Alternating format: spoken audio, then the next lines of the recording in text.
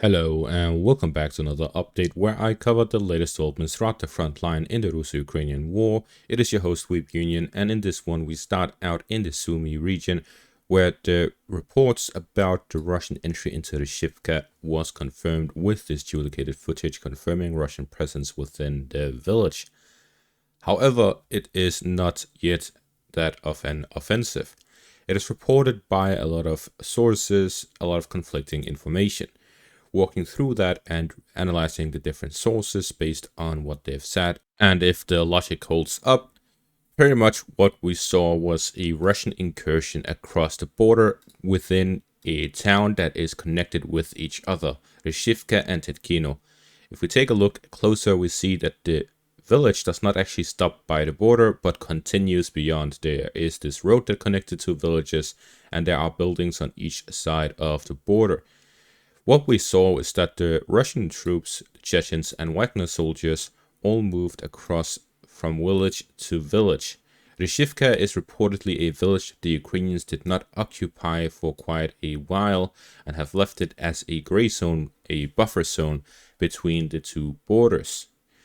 This is why when the Free Russia Legion, when they did their PR attacks across the border, they went and took pictures within the Reshivka, claiming that it was within Tetkino, within the Russian border, when in reality it was within the Ukrainian border. They may have been confused because both of these villages are connected, so they saw their presence in Reshivka as a presence within the Russian side. However, what we saw right now is likely also some kind of PR stunt where they're pushing into Reshivka, but this time they're actually across the border, where in this attempt the goal is likely to do some probing attacks ahead of the Sumy offensive. It is reported by Ukrainian sources that the Russian troops in the north, within the Russian side of the border, has increased to 60,000. This is despite some being committed to the Kharkiv region, which means that in addition to the ones fighting in the Kharkiv region, there is 60,000 Russian troops on the Russian side of the border. This number has increased since the Russians started the Kharkiv offensive, but not by much. The Ukrainians are worried about a Russian incursion into the Sumy region, as if when that happens, as it is very likely to happen, the Ukrainians would be forced to spread their units further across the front line. With this assault, there is no reason for the Ukrainians to relocate much of anything, likely just a few counter battery to hit the Russian positions within the Shivka, if they even still located within the village, or if it's just a raid quick to take some few pictures and then get out again. In either case, we are very close to a new Russian incursion into the Ukrainian side of the border and a new Russian offensive, whether it is in the Sumy region or further north between the Sumy and Kharkiv regions, or a further push within the Kharkiv region. We do not know, but what we do know is that it is very near, and when it happens, we will know for sure, because it will be something akin to what we saw in the Kharkiv region. Now, moving on to the next section of the front line, we see the Russians have advanced in the south and in the east of the Donetsk region. Starting out in the southern parts, the Russians have reportedly captured the rest of Staromaiorske. This was reported by the Russian Ministry of Defense, and it was corroborated with this duplicated footage showing a further Russian advance in the northern parts of the town. With that, it is likely accurate that the Russians have captured the totality of Staromaiorske, but not the fortified positions north of it. At the same time, we have this duplicated footage in the direction of Ocheretyne of Russian infantry moving up in the southern parts of the village. So we see as the Russians capture Staromaiorske, they also advance further within Ocheretyne in an attempt to push the Ukrainians out of these two villages near the Vremevsky Ledge direction, where the objective is to push further northwards to gain control over these fortified positions, possibly advance further, or simply hold the line where the fortified positions are located to regain the access to these fortified positions, allowing for further future defensive actions in the area. In the direction of Avdiivka front, we see that the Russians have advanced north of Umanske for the second day in a row, where they've advanced further in the direction of Novoselivka Persha. They've also gotten a foothold in the direction of Novopokrovsk, advancing from the north and from the east of the village. There's also a northern flank going on, where the Russians, after getting a foothold both through northeast and east, they are also attempting to flank the Ukrainian positions by attacking from the heights north of the village, gaining control over the forest lines to then push further south and flank the Ukrainian positions within the village. At the same time, in the direction of Novoalexandrivka, the Russians have advanced further within the town to the central parts of it, capturing the entirety of the eastern part, where we see that the buildings stop for this short area as a buffer zone between the Russian and Ukrainian parts of the town right now. And then the southern parts are likely in the gray zone, considering that the Ukrainians would have withdrawn to the fortified positions southwest and west of the town. So we see that the Russians have been pushing through Novoalexandrivka.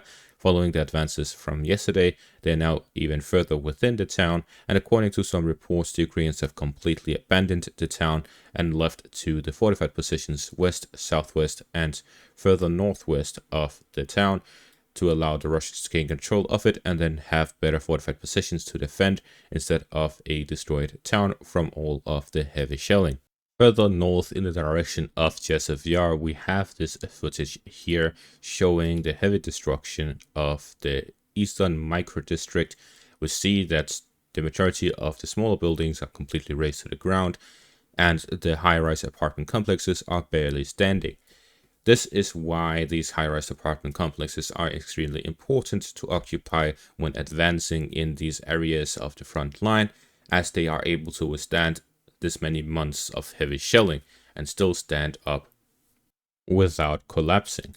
If we are to assume that the Russians have gained full control of it, it is clear based on what positions are shelled, as we see in this footage. The smoke rising is from areas that the Russians recently captured. The smoke is rising from this apartment complex here, and we see that there is this building here that is still standing as well. With the Russian capture of these in the northern parts, there's pretty much nothing left for the Russians to push through. These are all destroyed areas with nothing to show for it. This means that the apartment complexes here in the southwestern parts are likely what is being fought over. The drone in the footage is at some point flying here above the apartment complexes in the western parts, where it looks down on the church from this direction, from this angle, flies to look down at the final parts, and then ends off looking in this direction. So with this, we see that the Russians likely have the Ukrainians pressed into this final part with the apartment complexes. The rest is under Russian control, and the Russians will need to push through the final area, which is what we can call the eastern micro-district of Chasiv Yar's citadel area. It is still a gray zone. There's no confirmation that the Russians have gained control of it, and therefore the Ukrainians may still be present within them. Moving on to the Kharkiv direction, according to recent geolocated footage, the Ukrainians continue to conduct their counterattacks, this time in the direction of Hlyboke from the east. We have previously seen the Ukrainians attack Hlyboke from the west to attempt to gain a foothold within the village, but it is unclear whether or not they succeeded, as the video footage stopped with a Ukrainian infantry fighting vehicle shooting at the town. Now we're seeing an attempt by the Ukrainians to regain control over the fortified positions east of Hlyboke, which would allow the Ukrainians to flank the Russian positions within it. However, yet again, we do not see the results of this assault. All we do see is that the Ukrainians attempted, and some Russian FPV drones hit Ukrainian soldiers in that direction. So based on the footage, we can say that they have not succeeded, but we do not know if there were additional waves, if additional actions took place, and so on. So we see that the Ukrainians attempt to regain control of Hlyboke by constantly counterattacking both with armored vehicles, infantry, and from the west and from the east, all in an attempt to regain control of Hlyboke. The main objective of that is to regain control over this area here. It is supported by a river line to the southwest, which will allow for the Ukrainians to push towards Morovets. Yet again, fortified positions where the Russians could take advantage of. Most of these are actually built during the Russian offensive, where they had positions here in the northern parts of the Kharkiv region. But instead of fighting over these areas, the Russians simply withdrew from them, leaving them unattended.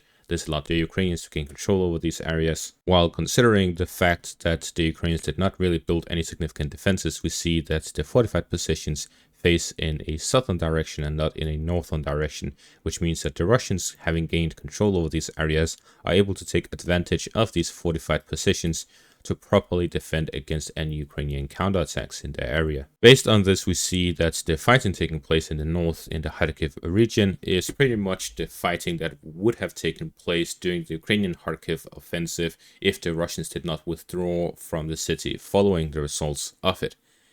And with that, we can say that this is all for this update. Thank you for watching. Make sure to leave a like, subscribe, and check out my Patreon for additional content. Thank you for watching and have a great day.